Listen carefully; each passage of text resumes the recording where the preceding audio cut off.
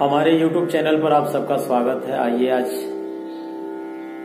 CBSE board के कक्षा 12th के सिलेबस के कुछ संगीत के पारिभाषिक शब्दों का मैं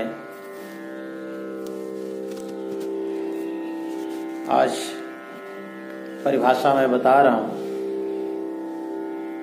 परिभाषा में आप अलंकार, कण, मीठ, खटका, मुर्की और गमक ये है, और इसके अलावा और भी कोर्स के लिए और संगीत के नए विद्यार्थियों के लिए ये जानना बहुत ही आवश्यक है कि इन शब्दों का क्या अर्थ होता है। तो सबसे पहले हम अलंकार के बारे में एक सामान्य जानकारी मैं देना चाहूंगा। अलंकार का जो एक परिभाषा सामान्य रूप से दिया जाता है वो ये है कि स्वरों को क्रम में रखने या बोलने को हम अलंकार कहते हैं। क्रम में रखने का तात्पर्य यह है, जैसे सा रे गा मा पा, तो इसे हम अलंकार का जो रूप देंगे वो सजाएंगे स्वरों को। सा रे गा गा मा पा धा धा नी सा। दूसरा और सजाने का हम क्रम बना सकते हैं। सा रे गा मा प, सा रे गा मा प धा नी सा। इस तरह से ये आरोह और बनता है इसका।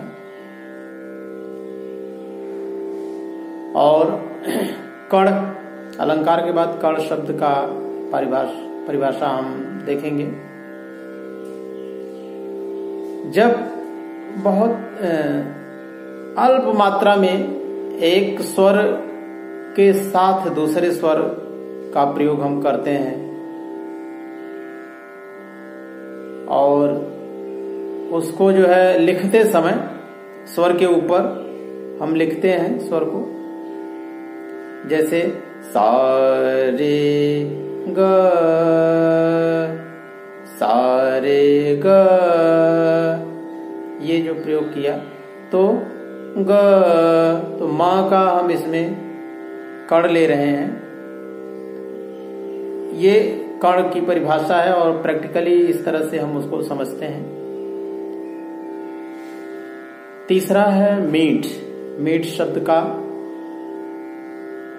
क्या है परिभाषा, उसको हम आइए जानते हैं, समझते हैं। जब एक स्वर से दूसरे स्वर पर बिना तोड़े, बिना कट किए हम जाते हैं तो वहां पर मीठ कहलाता है। जैसे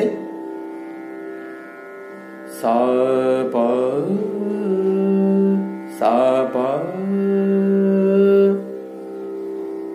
हा, ये हा,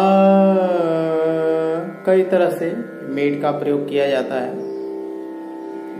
सामान्य रूप से ये आप समझें कि एक स्वर से दूसरे स्वर पर जाने पर और बिना तोड़े जब जाते हैं तो वो मीठ कहलाता है। और लिखते समय हम एक स्वर से दूसरे स्वर पर एक लकीर देते हैं अर्धचंद्र के रूप में। चौथा स्वर है खटका। खटका में 4 स्वरों का विशेष रूप से प्रयोग करके खटका बनाया जाता है। प ध म प आ। ये गाने में बहुत सुंदरता बढ़ाता है, इसलिए खटका का प्रयोग किया जाता है।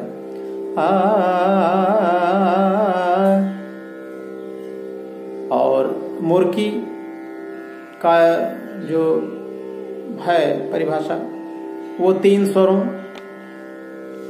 के स्वरूप को हम एक साथ प्रयोग करते हैं। द म प आ